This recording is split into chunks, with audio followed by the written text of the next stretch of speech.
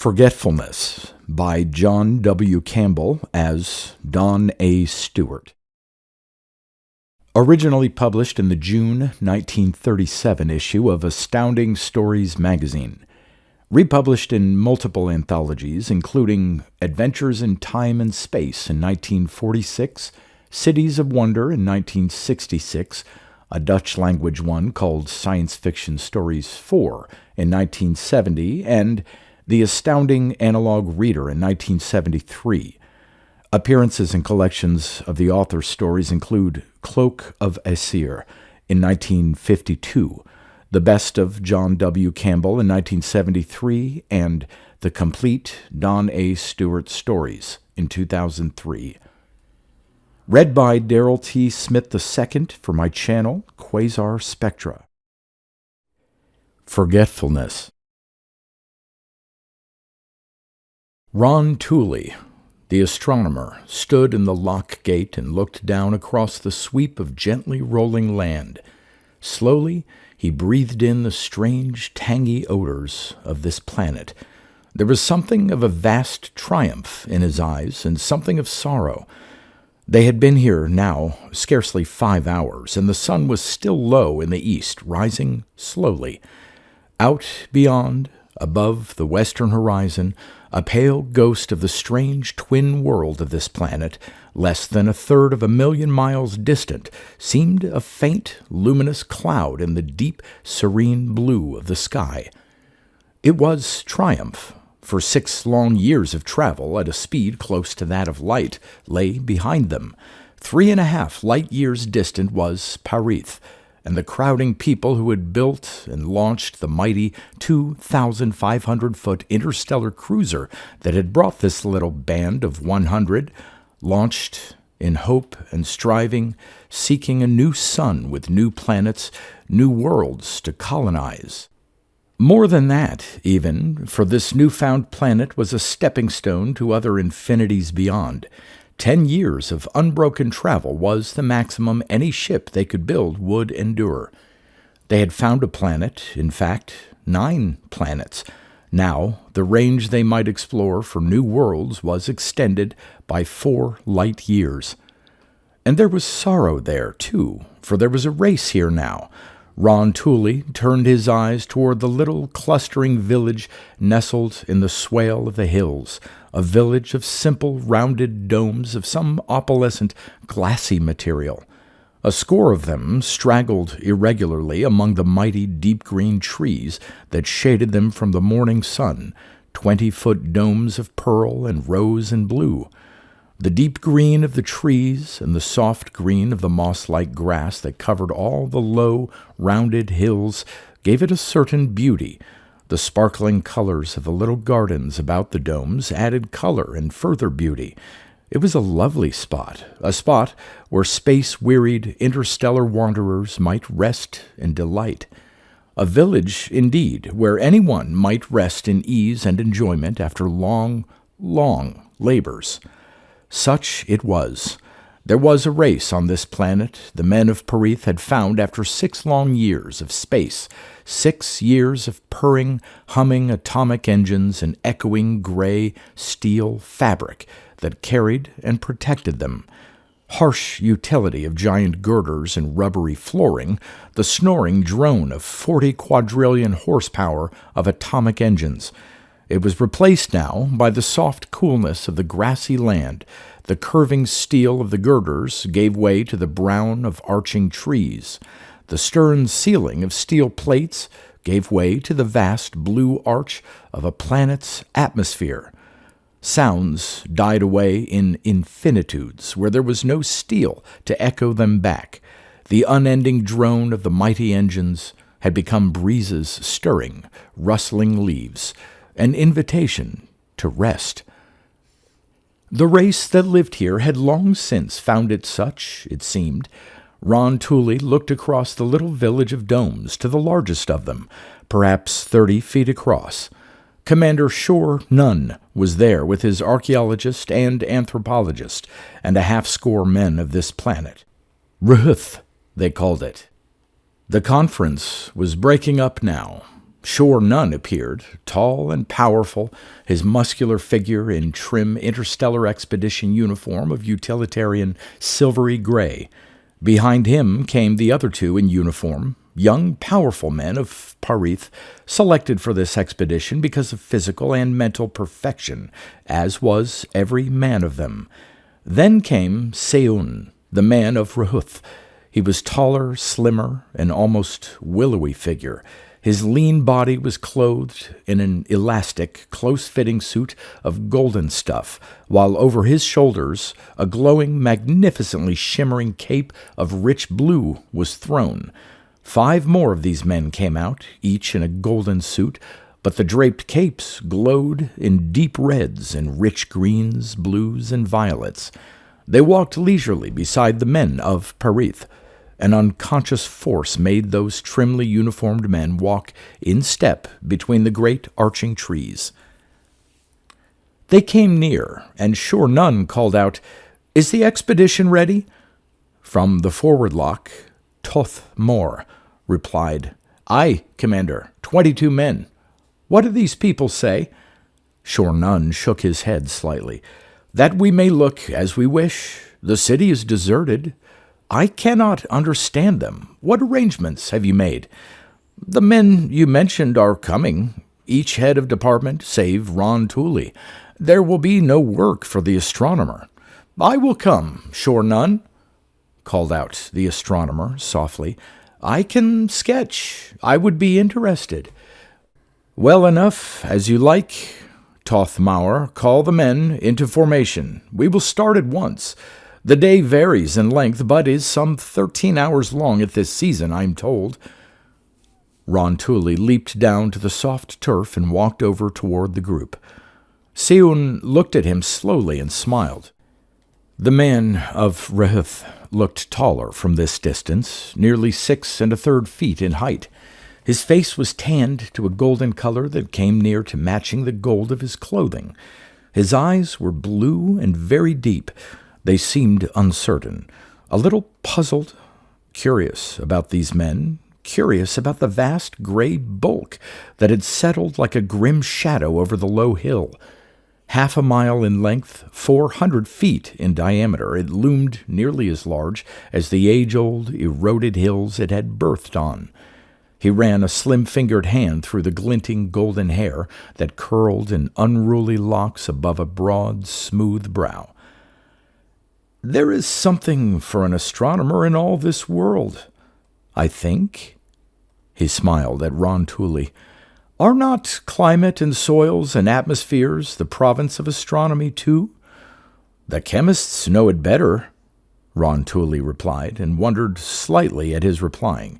He knew that the man of Rehuth had not spoken, simply that the thought had come to be in his mind. "Each will have his special work. Save for me, I will look at the city. They will look at the buildings and girders and the carvings or mechanisms, as is their choice. I will look at the city." Uneasily, he moved away from the group, started alone across the field.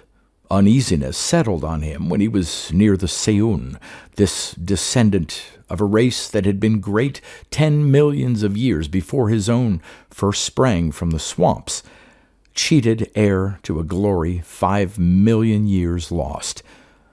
The low, green roll of the hill fell behind him as he climbed the grassy flank.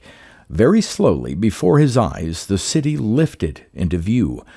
Where the swelling curve of the hill faded softly into the infinite blue of the sky, first one little point, then a score. Then hundreds appeared as he walked up the crest. The city. Then he stood on the crest. The city towered before him, 5 miles away across the gently rolling green swale. Titan city of a Titan race. The towers glowed with a sun-fired opalescence in the golden light of the sun.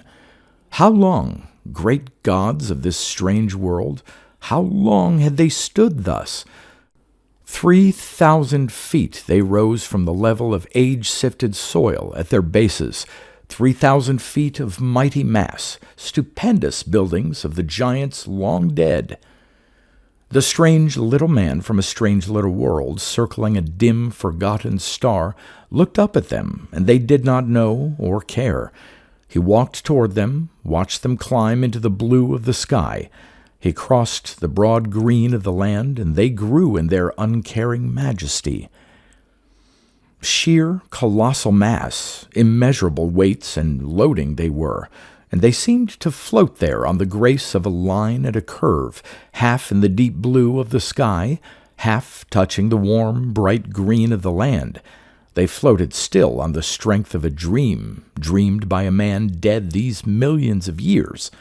A brain had dreamed in terms of lines and curves and sweeping plains, and the brain had built in terms of opal, crystal, and vast masses. The mortal mind was buried under unknown ages, but an immortal idea had swept life into the dead masses it molded. They lived and floated still on the memory of a mighty glory, the glory of the race that lived in 20-foot rounded domes. The astronomer turned. Hidden now by the rise of the verdant land was one of the villages that race built today. Low, rounded things, built perhaps of this same strange, gleaming crystal, a secret half-remembered from a day that must have been. The city flamed before him.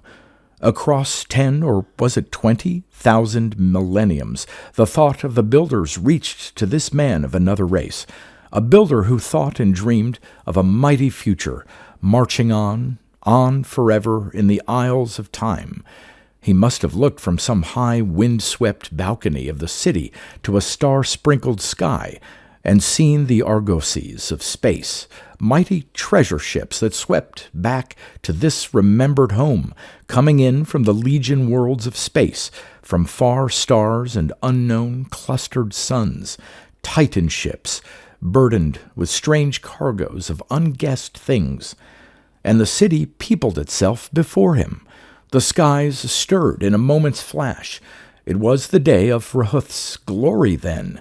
Mile-long ships hovered in the blue, settling slow, slow home from worlds they'd circled.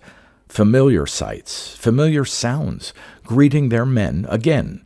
Flashing darts of silver that twisted through mazes of the upper air, the soft, vast music of the mighty city. The builder lived and looked out across his dream.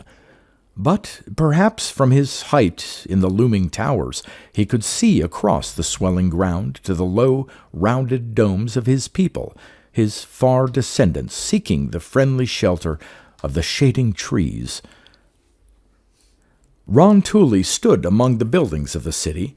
He trod a pavement of soft green moss and looked behind to the swell of the land. The wind had laid this pavement. The moving air was the only force that maintained the city's walks. 1,000 years it has swept its gathering across the plain and deposited them as an offering at the base of these calm towers. The land had built up slowly, age on age, till it was 500 feet higher than the land the builder had seen. But his dream was too well built for time to melt away. Slowly, time was burying it, even as long since time had buried him. The towers took no notice. They dreamed up to the blue of the skies and waited. They were patient. They had waited now 1,000,000, or was it 10 million years? Some day, some year, the builders must return, dropping in their remembered argosies from the far, dim reaches of space as they had once these ages gone. The towers waited. They were faithful to their trust. They had their memories of a mighty age when giants walked and worlds beyond the stars paid tribute to the city. Their builders would come again. Till then, naught bothered them in their silence. But where the soft rains of 100,000 generations had drained from them, their infinite endurance softened to its gentle touch. Etched channels and rounded gutters, the mighty carvings dimming, rounding, their powerful features betrayed the slow effects. Perhaps it had been so long, so long. Even the city was forgetting what once it was. They had waited, these towers, and the builders walked in the shade of the trees and built rounded domes. And a new race of builders was come, a race the city did not notice in its age-long quiet. Ron Tooley looked up to them and wondered if it were to be that his people should carry on the dream begun so long ago. Softened by the silence, voices from the expedition reached him. "Diamond won't scratch it. Sure none. More elastic than beryl steel. Tough." That was D. Lun, the metallurgist. He would learn the secret somehow. They would all learn. And sure none, commander, executive, atomic engineer, would learn the secrets that their power plants must hold. The dream, the city's life, would go on. Ron Tooley wandered on. No duty his today, no responsibility to study carefully the form and turn of sweeping line, the hidden art that floated 10 millions of tons of mass on the grace of a line. That for the archaeologist and the engineer. Nor his to study the cunning form of brace and girder, the making of the pearly walls. That for metallurgist and chemist. Seun was beside him, looking slowly about the great avenues that swept away into slim canyons in the distance. "Your people visited ours once," said Ron Toole softly. "There are legends, the golden gods that came to Parith, bringing gifts of fire and the bow and the hammer. The myths have endured through 2 millions of our years, 4.5 millions of yours. With fire and bow and hammer, my people climbed to civilization. With atomic power, they blasted themselves back to the swamps. 4 times they climbed, discovering the secret of the atom, and blasted themselves back to the swamps. Yet all the changes could not efface the thankfulness to the golden gods who came when Parith was young." Seun nodded slowly. His unspoken thoughts formed clear and sharp in the astronomer's mind. "Yes, I know. The city builders it was. Once your sun and ours circled in a system as a double star. A wandering star crashed through that system, breaking it, and in the breaking, making planets. Your sun circled away, the new-formed planets cooling.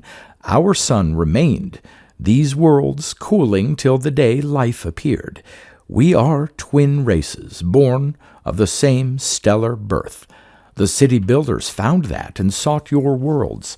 They were 100,000 light-years distant in that time, across all the width of the galaxy, as the 2 suns circled in separate orbits about the mass of the galaxy. The city builders went to see your race but once. They had meant to return, but before the return was made, they had interfered in the history of another race, helping them. For their reward, the city builders were attacked by their own weapons, by their own pupils.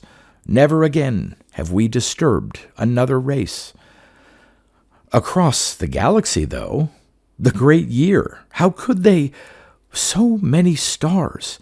The problem of multiple bodies?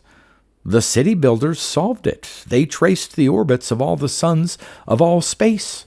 They knew then what sun must once have circled with ours. The mathematics of it, I have forgotten. I cannot develop it. I am afraid I cannot answer your thoughts. My people have forgotten so many things the city builders knew. But your people seek entrance to the buildings. I know the city, all its ways and entrances. The drifting soil has covered every doorway, save those that once were used for the great airships. They are still unblocked. I know of one at this level, I think. Perhaps 2. Ron Tooley walked slowly back toward the group. Seun was speaking with Shor Nun, and now they angled off across the city. Their voices hushed. Their footfalls were lost in the silence that brooded forever over the towers. Down timeless avenues they marched, a tiny band in the valley of the Titans. The towers marched on and on either side, up over low hills beyond the horizon. Then, before them, in the side of one of the milky walls, a great opening showed. Some 5 feet above the level of the drifted soil, it led into the vast black maw of the building. The little party grouped at the base. Then, laboriously, one of the engineers boosted and climbed his way to the threshold and dropped a rope to a companion. Seun stood a bit apart, till Shor Nun lifted himself up to the higher level and stood on the milky floor. Then the man of Rahuth seemed to glow slightly. A golden haze surrounded him, and he floated effortlessly up from the ground and into the doorway. The engineers, Shor Nun, all stood frozen watching him. Seun stopped, turned, half smiling. "How? It is the Lathan, the suit I wear. It defies gravity?" asked Shor Nun, his dark eyes narrowing in keenest interest. "Defies gravity? No, it does not defy, for gravity is a natural law. The city builders knew that. They made these suits shortly before they left the city. The Lathan simply bends gravity to will. The mechanism is in the filaments of the back, servant to a wish. Its operation, I know only vague principles. I have forgotten so much. I will try to explain." Ron Tooley felt the thoughts parading through his mind. Nodes and vibrations, atoms and less than atoms, a strange, invisible fabric of woven strains that were not there. His mind rebelled. Vague, inchoate stirrings of ideas that had no clarity. The thoughts were formless and indistinct, uncertain of themselves. They broke off. "We have forgotten so much of the things the city builders knew, their arts and techniques," Seun explained. "They built things and labored that things might surround and protect them, as they thought. They labored generations that this city might be. They strove and thought and worked and built fleets that sailed beyond the farthest star that clearest night reveals. They brought here their gains, their hard-won treasures, that they might build and make to protect these things. They were impermanent things at best. How little is left of their 5 million year striving. We have no things today, nor any protecting of things, and we have forgotten the arts they developed to protect and understand these things. And with them, I am sorry, I have forgotten the thoughts that make the Lathan understandable." Shor Nun nodded slowly, turned to his party. Ron Tooley looked back from this slight elevation, down the long avenue, and his eyes wandered aside to this descendant of the mighty dreamers, who dreamed no more. "Seek passages to lower levels," said Shor Nun's voice. "Their records, their main interest must have centered near the ancient ground level. The engineers, we will seek the lowest subsurface levels, where the powers and the forces of the city must have been generated. Come."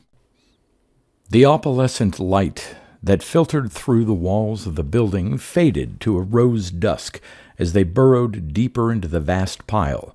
Corridors branched and turned. Rooms and offices, dust-littered and barren, opened from them. Down the great 200-foot corridor by which they had entered, ships had once floated, and at the heart of the building was a cavernous place where these ships had once rested, and rested still. Great dim shapes, half seen in the misted light that filtered through wall on translucent wall.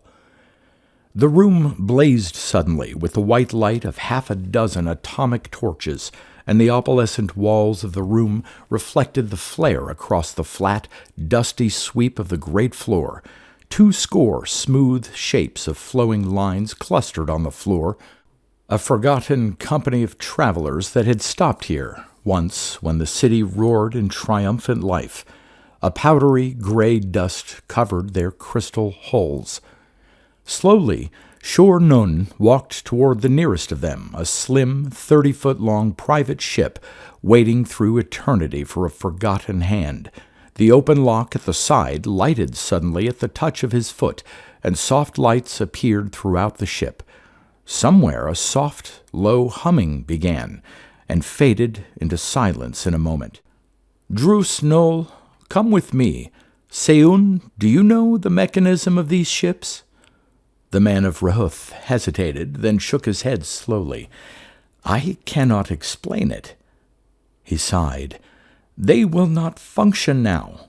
They drew their power from the central plant of the city, and that has ceased operation. The last of the city builders shut it down as they left." The men of Parith entered the ship hesitantly, and even while they walked toward the central control cabin at the nose, the white lighting dimmed through yellow and faded out. Only their own torches remained. The stored power that had lain hidden in some cells aboard this craft was gone in a last fitful glow. Somewhere, soft, muffled thuds of relays acted, switching vainly to seek charged emergency cells. The lights flared and died, flared and vanished. The questing relays relaxed with a tired click. Dust-shrouded mechanism, etched in the light of flaring torches, greeted their eyes, hunched bulks and gleaming tubes of glassy stuff that, by its sparkling, fiery life, must be other than any glass they knew, more nearly kin to the brilliant refraction of the diamond. "The power plant," said Shor Nun softly. "I think we'd best look at that first. These are probably decayed. There might still be some stored power in the central plant they could pick up and give us a fatal shock. The insulation here—" But the city builders had built well. There was no sign of frayed and age-rotted insulation. Only slight gray dust lay in torn blankets, tender fabric their movements had disturbed. Seun walked slowly toward the far end of the room, rounding the silent, lightless bulks of the ancient ships. The dust of forgotten ages stirred softly in his wake, settled behind him. The men of Parith gathered in his steps, followed him toward the far wall. A doorway opened there, and they entered a small room. The archaeologist's breath whistled. The 4 walls were decorated with friezes of the history of the race that had built, conquered, and sailed a universe, and lived in domes under sheltering trees. Seun saw his interest, touched a panel at his side. Soundlessly, a door slid from the wall, clicked softly, and completed the frieze on that wall. The archaeologist was sketching swiftly, speaking to the chemist and the photographer as he worked. The torches flared higher for a moment, and the men moved about in the 20-foot room, making way for the remembering eye of the little camera. As Seun touched another stud, the door slid back into the wall. The room of the ships was gone. Hastily, the men of Parith turned to Seun. "Will that elevator work safely to raise us again? You said the power was cut off." "There is stored power. Nearly all had leaked away, but it was designed to be sufficient to run all this city and all its ships, wherever they might be, for 7 days. There is power enough, and there are foot passages, if you fear the power will not be sufficient. This is the lowest level. This is the level of the machines, the heart of the city, nearly 1,000 feet below the level at which we entered." "Are the machines, the power plant, in this building?" "There is only one building, here beneath the ground. It is the city, but has many heads. The power plant is off here, I think. It has been a long time since I came this way. I was young then, and the city builders fascinated me. Their story is interesting, and interesting—" The thought seemed to echo in Ron Tooley's mind. The story of the conquest of a universe, the story of achievement such as his race dreamed of now. They had dreamed and done, and that, to their descendants, that was interesting. Interesting to this dark, strange labyrinth of branching corridors and strange hooded bulks.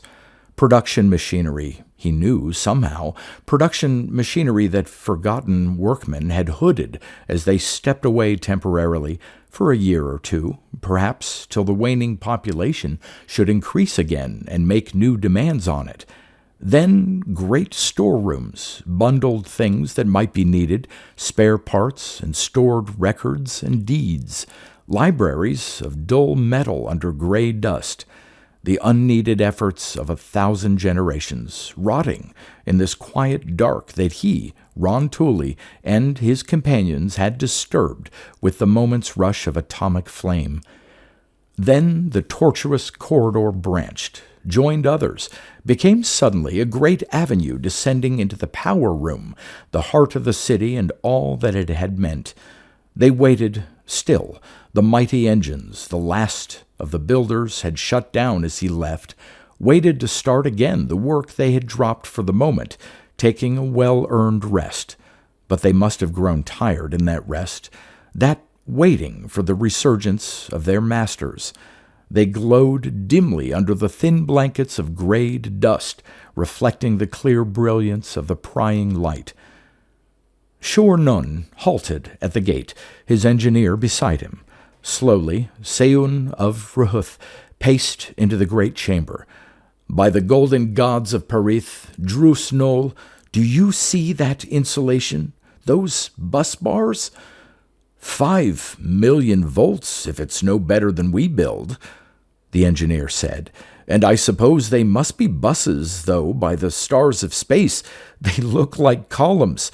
They're 25 feet through, but man, the generator, for it must be a generator, it's no longer than the buses it energizes.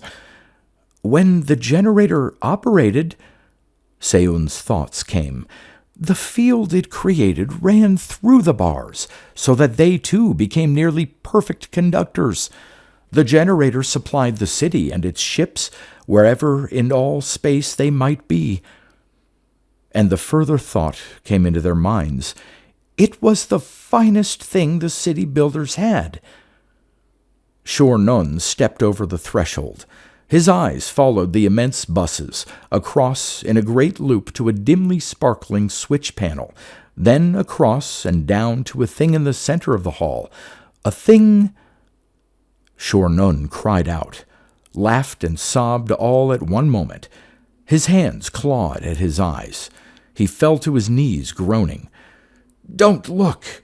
By the gods, don't look!" he gasped. Drus Nol leaped forward, bent at his side. Shor Nun's feet moved in slow arcs through the dust of the floor, and his hands covered his face. Seun of Ruhuth stepped over to him with a strange deliberation that yet was speed. "Shor Nun," came his thought, and the man of Parith straightened under it. "Stand up."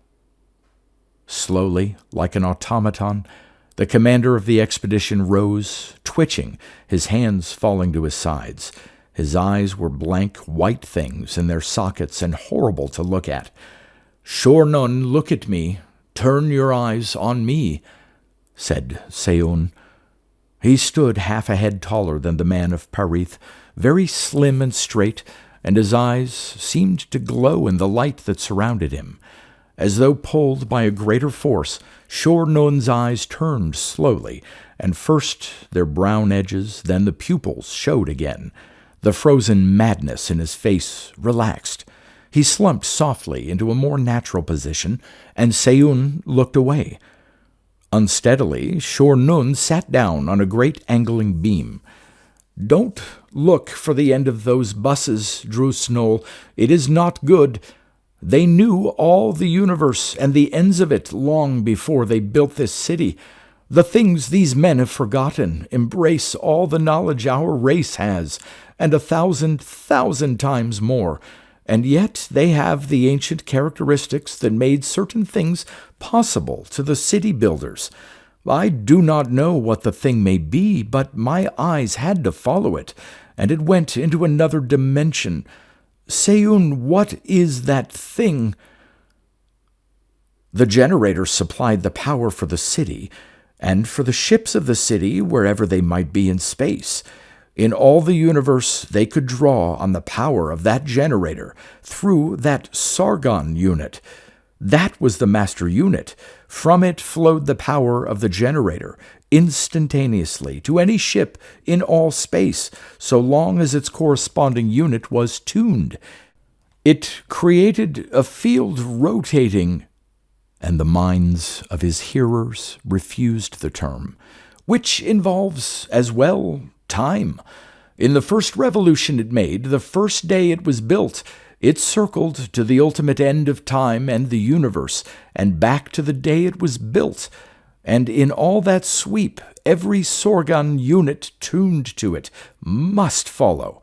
The power that drove it died when the city was deserted, but it is still making the first revolution, which it made and completed in the first 100th of a second it existed. Because it circled to the end of time, it passed this moment in its swing, and every other moment that ever is to be. Were you to wipe it out with your mightiest atomic blast, it would not be disturbed, for it is in the next instant, as it was when it was built, and so it is at the end of time, unchanged. Nothing in space or time can alter that, for it has already been at the end of time. That is why it rotates still, and will rotate when this world dissolves, and the stars die out and scatter as dust in space. Only when the ultimate equality is established, when no more change is or can be, will it be at rest, for then other things will be equal to it, all space equated to it, because space, too, will be unchanged through time. Since in its first swing it turned to that time, and back to the day it was built, it radiated its power to the end of space and back. Anywhere it might be drawn on, and was drawn on by the ships that sailed to other stars. Ron Tooley glanced very quickly toward and away from the Sargon unit. It rotated motionlessly, twinkling and winking in swift immobility. It was some 10 feet in diameter, a round spheroid of rigidly fixed coils that slipped away and away in flashing speed. His eyes twisted, and his thoughts seemed to freeze as he looked at it. Then he seemed to see beyond and through it, as though it were an infinite window to 10,000 other immobile, swiftly spinning coils revolving in perfect harmony, and beyond them to strange stars and worlds beyond the suns. 1,000 cities such as this on 1,000 planets, the empire of the city builders. And the dream faded as that dream in stone and crystal and metal, everlasting reality, had faded in the softness of human tissue. 3. The ship hung motionless over the towers for a long moment. Sunlight, reddened as the stars sank behind the far hills, flushed their opalescent beauty with a soft tint, softened even the harsh utilitarian gray of the great interstellar cruiser above them into an idle, rosy dream. A dream, perhaps, such as the towers had dreamed 10,000 times, 10,000 times, these long aeons they had waited.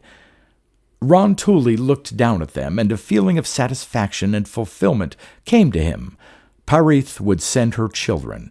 A colony here on this ancient world would bring a new, stronger blood to wash up in a great tide, to carry the ideals this race had forgotten to new heights, new achievements.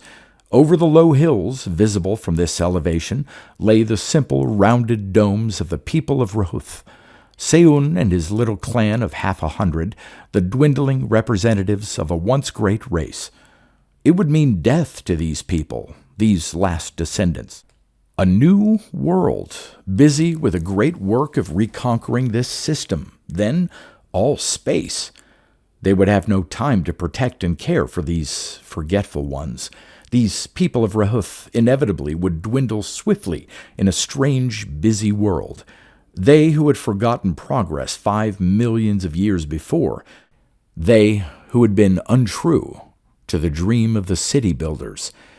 It was for Perith and the sons of Perith to carry on the abandoned path again. Conclusion of the report to the Committee of Perith, submitted by Shor Nun, commander of the First Interstellar Expedition. Thus it seemed wise to me that we leave at the end of a single week, despite the objections of those members of the expedition personnel who had had no opportunity to see this world.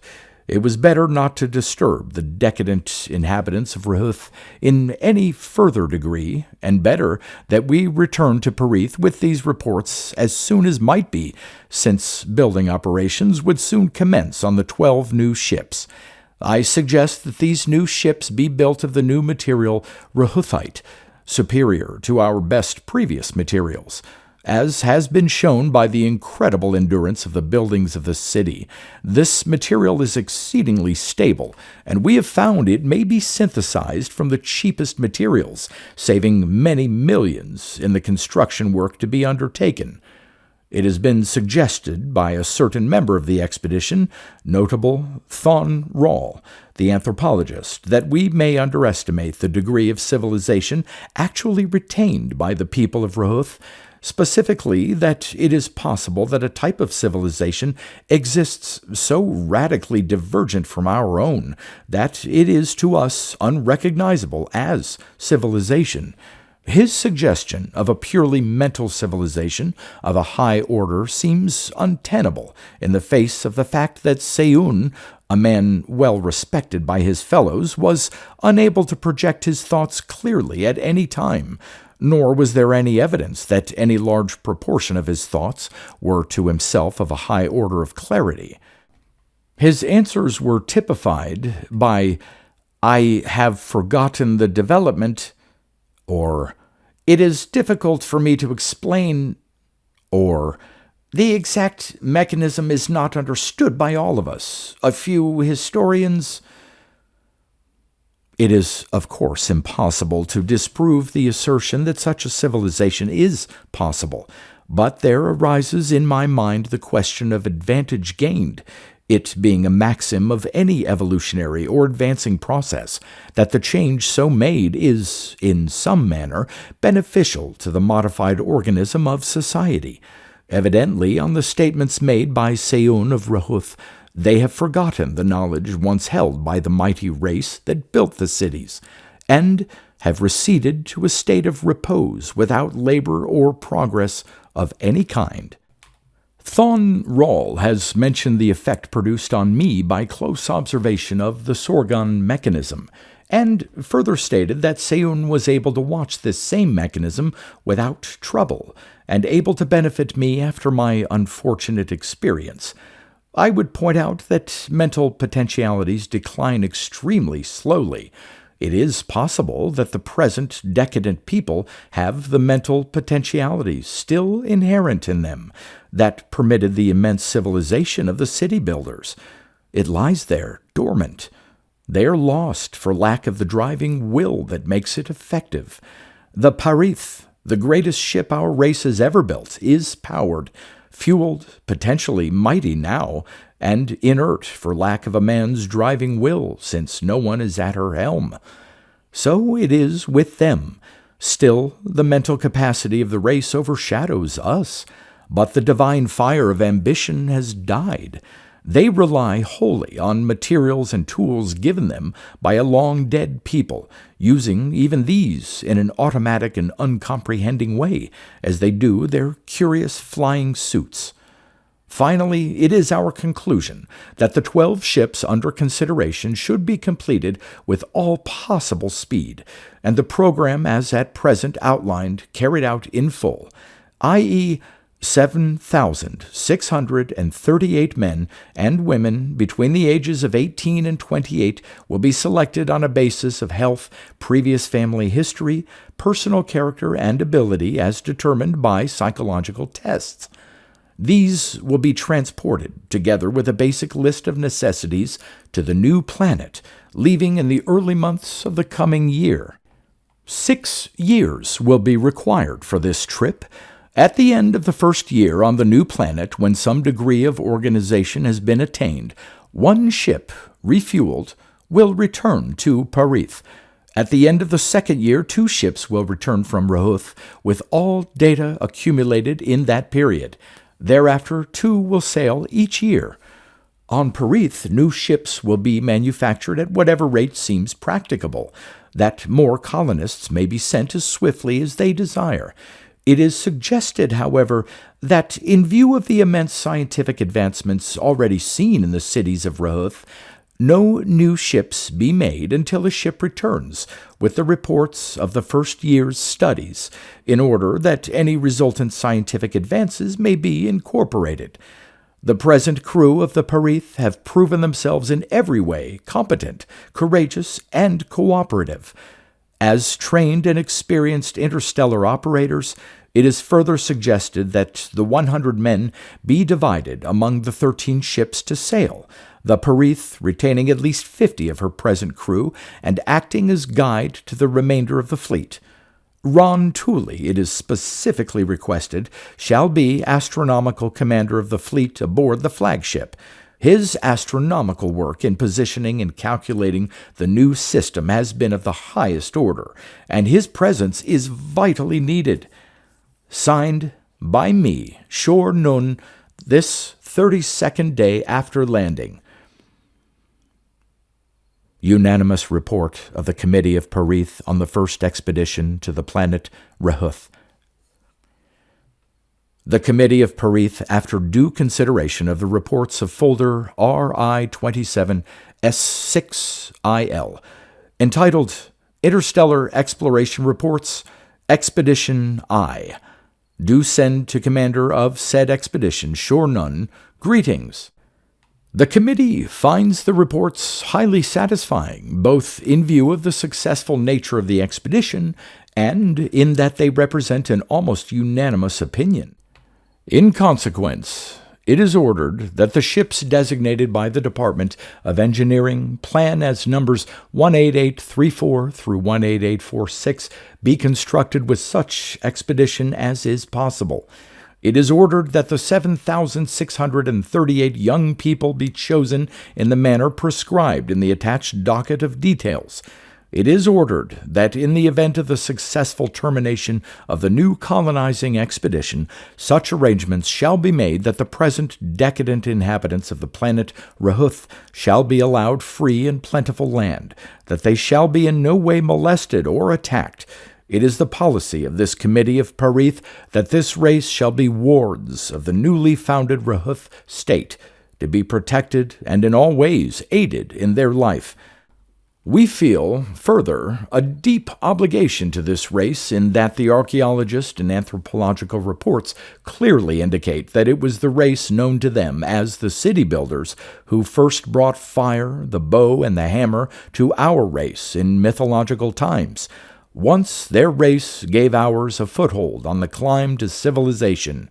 It is our firm policy that these last decadent members of that great race shall be given all protection, assistance, and encouragement possible to tread again the climbing path.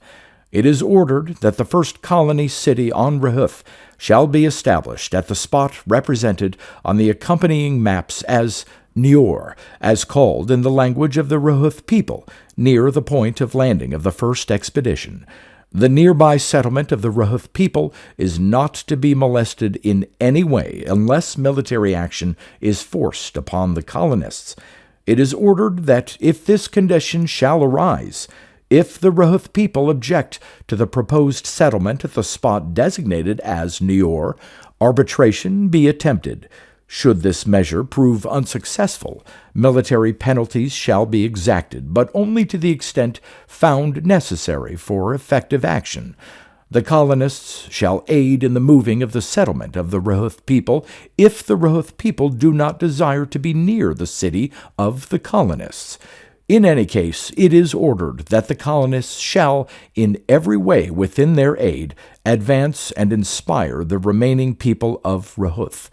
It is further ordered that Shor Nun, commander, shall be plenipotentiary representative of the Committee of Parith, with all powers of a discretionary nature, his command to be military and of unquestioned authority until such time as the colony shall have been established for a period of 2 years.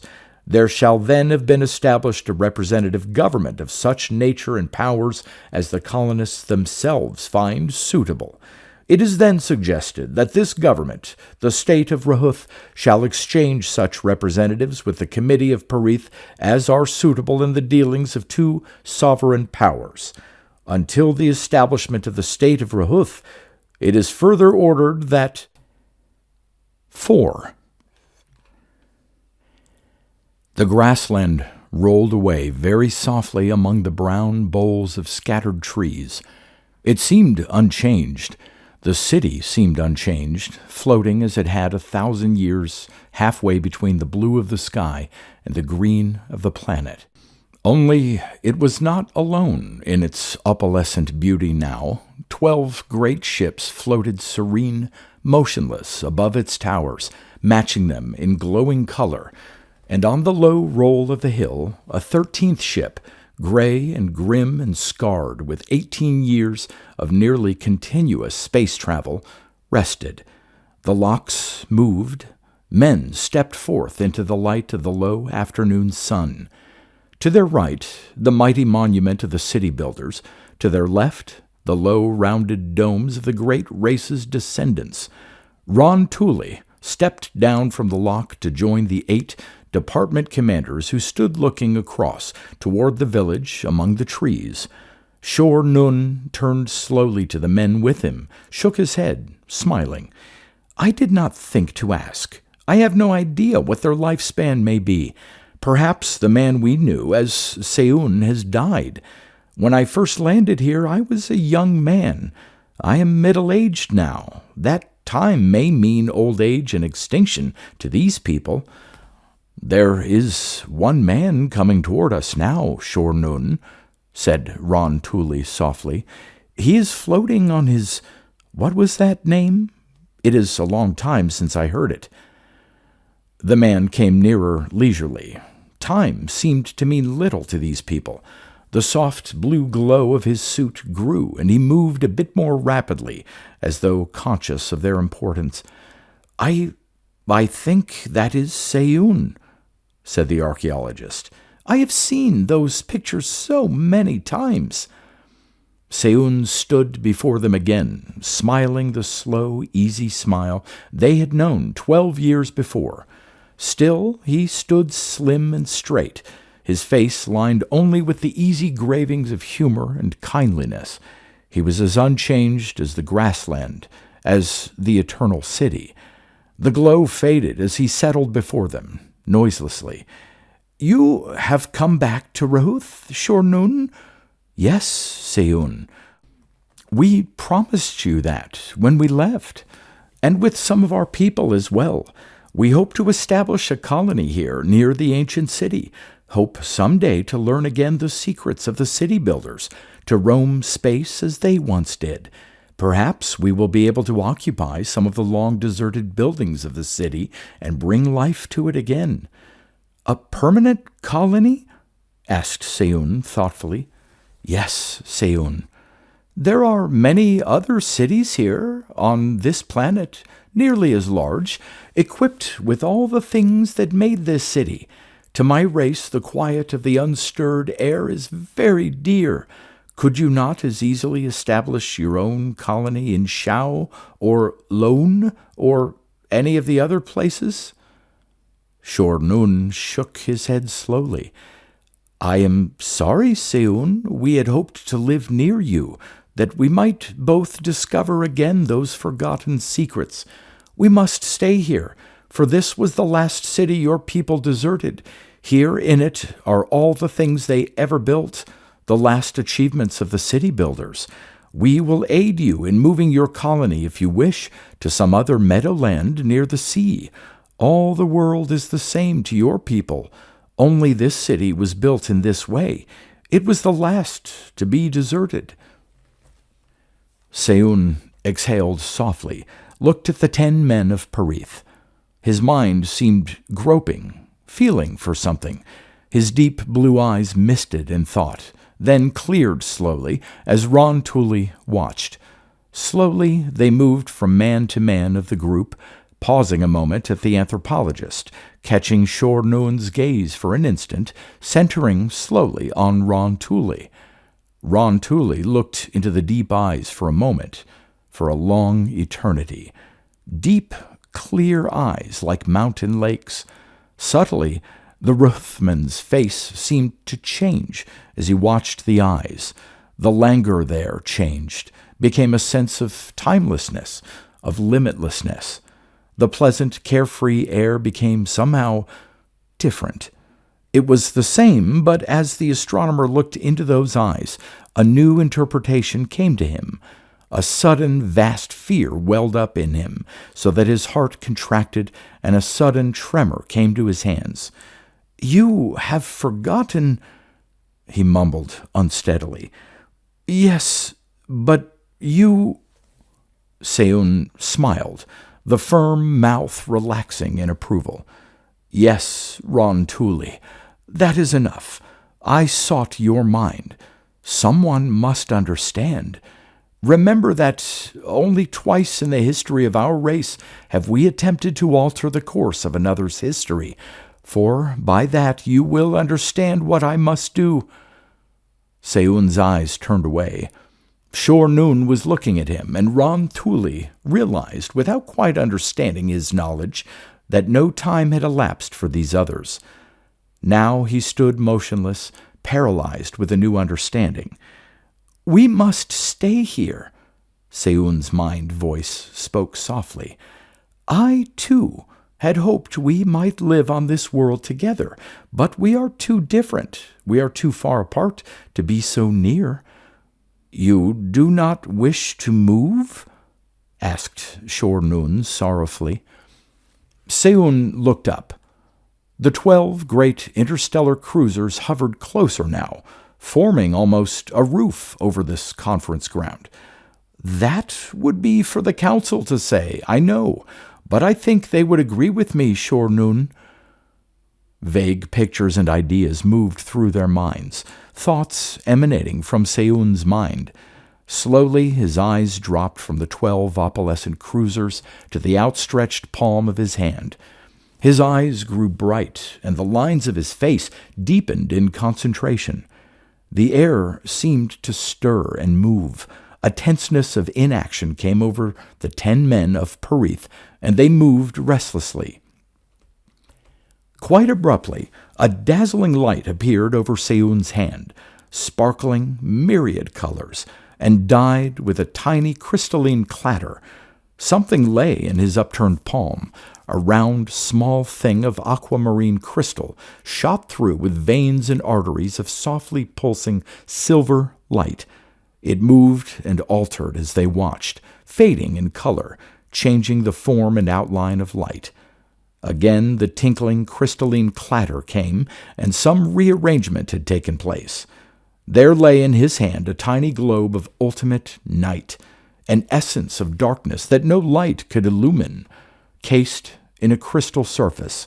Stars shone in it, from the heart, from the borders, stars that moved and turned in majestic splendor in infinite smallness, then faded. Seun raised his eyes. The darkness faded from the crystal in his hand, and pulsing little veins of light appeared in it. He raised it in his fingers, and 9 of Perith's men fell back. Ron Tooley looked on with frozen wooden face. A wave of blue haze washed out, caught and lifted the men, and carried them effortlessly, intangibly, back to the lock, through the lock. From the quiet of the grassland, they were suddenly in the steel of the ship that clanged and howled with alarms. Great engines bellowed suddenly to life. Ron Tooley stood at the great clear port light of the lock. Outside, Seun, in his softly glowing suit, floated a few feet from the ground. Abruptly, the great atomic engines of the Perith shrilled a chorus of ravening hate, and from the three great projectors the annihilating beams tore out, shrieking destruction through the air, and vanished. Seun stood at the junction of death, and his crystal glowed softly.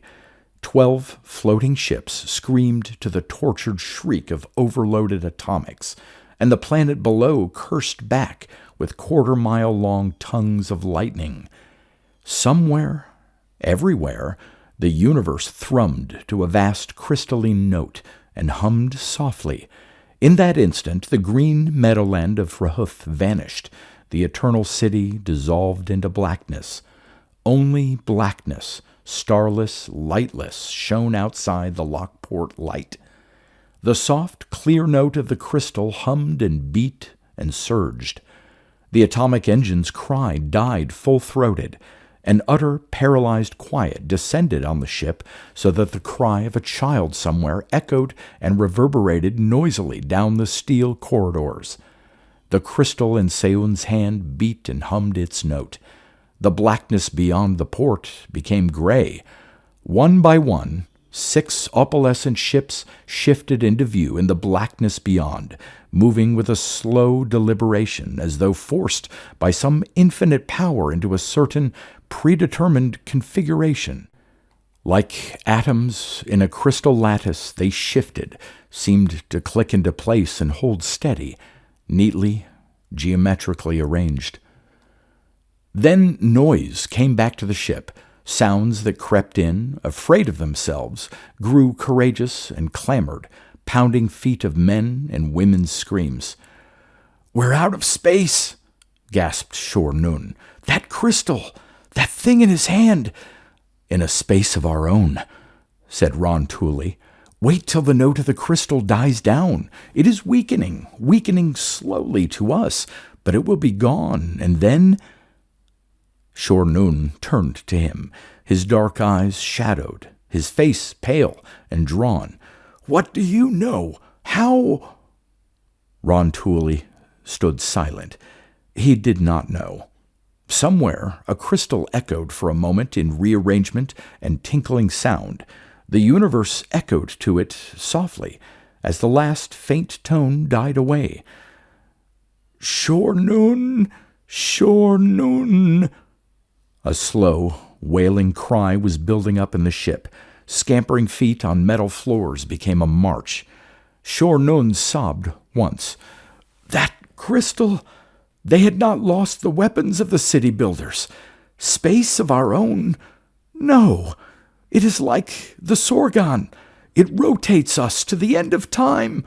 This is the space we knew, when all time has died and the stars are gone and the worlds are dust. This is the end of the nothingness.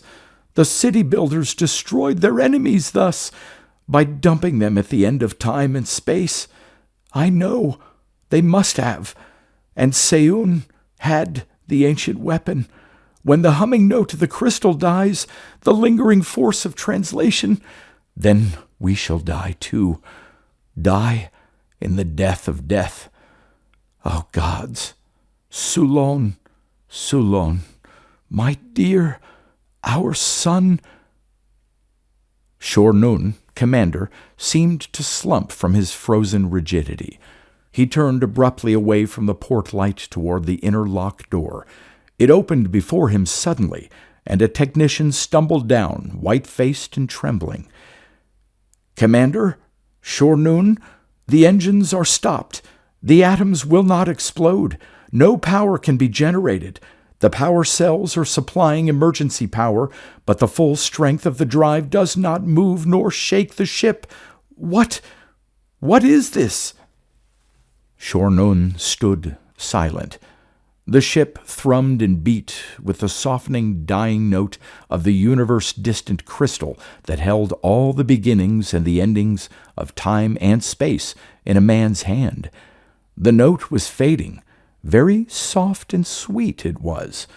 Through the ship the hysterical cry of voices had changed.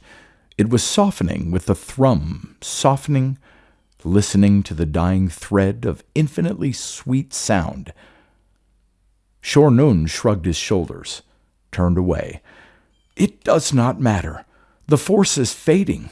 Across 10 million years, the city buildings have reached to protect their descendants. The note was very low, very faint. A quivering hush bound the ship. Beyond the port light, the 6 sister ships began to move again, very stealthily away, retreating toward the positions they had held when this force first seized them. Then Shornun's choked cry was drowned in the cries of the others in the lock. Blinding white light stabbed through the port like a solid incandescent bar. Their eyes were hot and burning. Ron Tooley, his astronomer's eyes accustomed to rapid, extreme changes of light, recovered first. His word was indistinct, a cross between a sob and a chuckle. Shornun stood beside him, winking tortured eyes. The ship was waking, howling into a mad, frightened life. The children screamed in sympathetic comprehension of their elders' terror. White, blazing sunlight on green grass and brown dirt, the weathered gray of concrete and the angular harshness of great building cradles. A skyline of white-tipped blue mountains, broken by nearer, less majestic structures of steel and stone and glass, glinting in the rays of a strong, warm sun, with a commonness, a familiarity that hurt. A vast nostalgia welled up in them at the sight and died before another wave of terror. "Darun Tara," said Shornun. "Darun Tara on Parith. I am mad. This is mad. A crazy vision in a crazy instant as the translating force collapses. Darun Tara as it was when we left it 6 long years ago. Changed. That half-finished shed is still only 3/4 finished. I can see Theo Raoul, the portmaster, there, coming toward us. I am mad. I am 5 light years away." "It is Darun Tara, Shornun," Ron Tooley whispered, "and the city builders could never have done this. I understand now. He stopped. The whole great ship vibrated suddenly to thwang like the plucked bass string of a Titan's harp. Creaks and squeals and little grunting readjustments, the fabric of the cruiser protested. "My telescope!"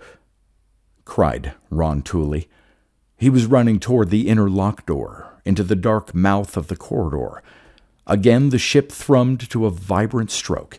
The creaking of the girders and strakes protested bitterly. Stressed rivets grunted angrily. Men pounded on the lock door from without. Theo Rawl, Ton Gareth, Hull Braun, familiar faces staring anxiously in. Shornun moved dully toward the gate controls. 5. Shornun knocked gently at the closed metal door of the ship's observatory. Ron Tooley's voice answered, muffled, vague, from beyond. The commander opened the door, his breath sucked in sibilantly. "Space!" he gasped. "Come and see! Come and see!" the astronomer called softly. Shornun instinctively felt his way forward on tiptoe. The great observatory room was space. It was utter blackness, and the corridor lights were swallowed in it the instant the man crossed the threshold. Blackness, starred by tiny, brilliant points scattered very sparsely in every direction. "Seun took the telescope, but he left me this instead. I understand now. He said that only twice had they attempted to alter a race's history. This is space, and that is Troth, our own star. Watch!" The star expanded. The whole of this imageless space exploded outward and vanished through the unseen walls of the observatory. Troth floated alone, centered in the invisible room. 7 tiny dots of light hung near it, glowing in its reflected light. And that is our system. Now, this is the star of Rahuth. Space contracted, shifted, and exploded, leaving one shining yellowish star, attended by 5 brightly visible worlds. The other planets are too small or too dimly illumined to see. When I came, there was a new system displayed. This one. Another planetary system appeared. That is the system of Prothor. Prothor! Shornun stared. 5.5 light years away. And planets? Planets. Uninhabited, for I can bring each planet as near as I will. But Shornun... Sorrow crept into the astronomer's voice. Though I can see every detail of each planet of that system, though I can see each outline of the planets of Rahuth's system, only those 3 stars can I see close by. No other planetary systems? No other planetary system that Seun will reveal to us. I understand. We won on the right of our own minds, our own knowledge. We reached his worlds. We had won a secret from nature by our own powers. It was part of the history of our race.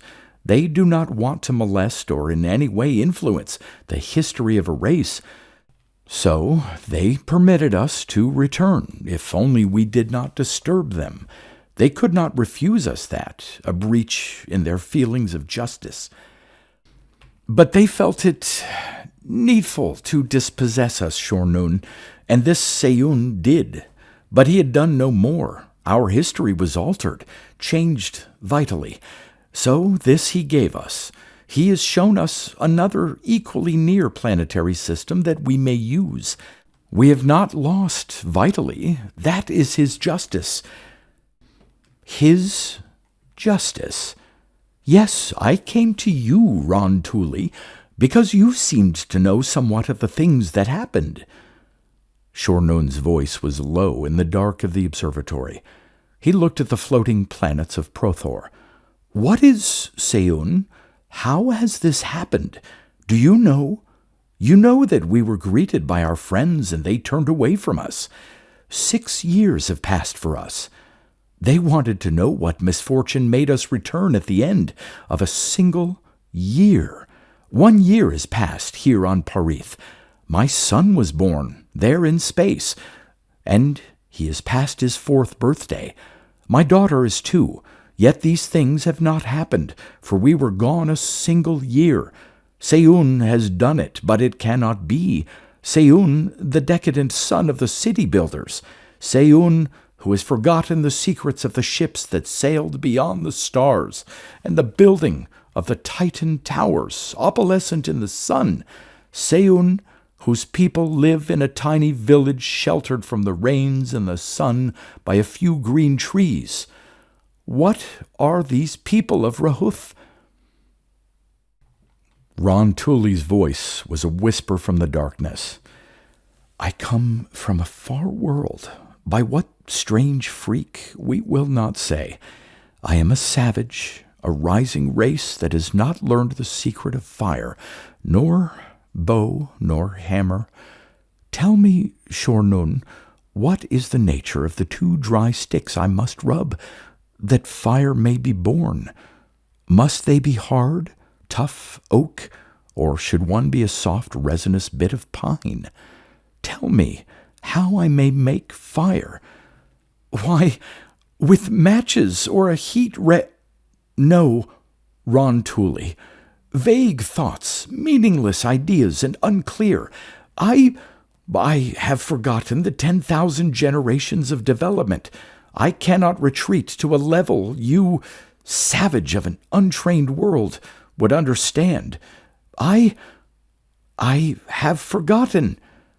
Then tell me how I must hold the flint, and where must I press with a bit of deer horn that the chips shall fly small and even, so that the knife will be sharp and kill my prey for me. And how shall I rub and wash and treat the wood of the bow, or the skin of the slain animal, that I may have a coat that will not be stiff but soft and pliable. Those, too, I have forgotten. Those are unnecessary things. I cannot help you, savage. I would greet you and show you the relics of our deserted past in museums. I might conduct you through ancient caves where mighty rock walls defended my ancestors against the wild things they could not control. Yes, Ron Tooley, I have forgotten the development.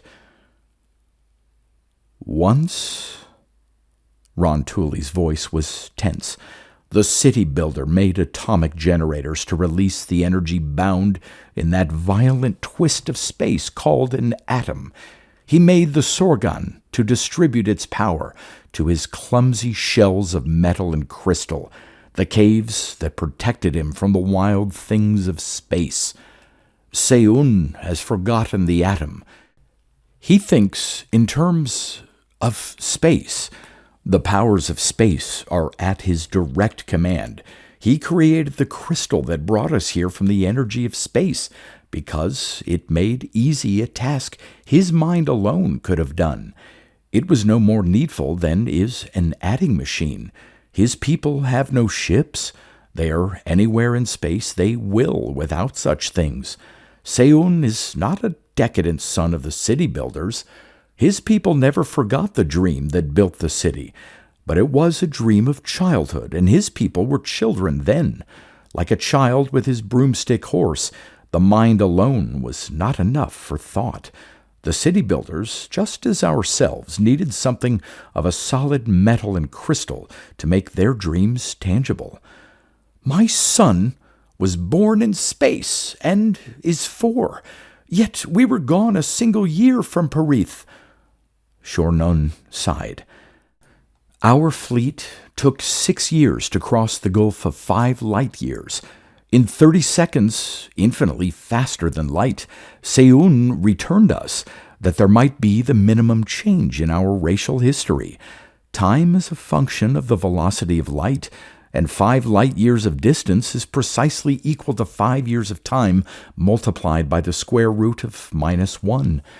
When we traversed 5 light years of space in no appreciable time, we dropped back also through 5 years of time. You and I have spent 18 years of effort in this exploration, Shornun, 18 years of our manhood. By this hurling us back, Seun has forever denied us the planets we earned by those long years of effort. But now he does not deny us wholly. They gave us this, and by it another sun with other planets. This Seun gave not to me as an astronomer. It is his gift to the race. Now it is beyond us ever to make another, and this which projects this space around us will cease to be, I think, on the day we land on those other planets of that other sun, where Seun will be to watch us, as he may be here now to see that we understand his meanings. I know only this, that sun I can see, and the planets circling it. The sun of Rehuth I can see, and those planets, and our own. But though these others came so near at the impulse of my thoughts, no other sun in all space can I see so near. That, I think, is the wish of Seun and his race. The astronomer stiffened suddenly. Shornun stood straight and tense. Yes, whispered Seun very softly in their minds. Ron Tooley sighed.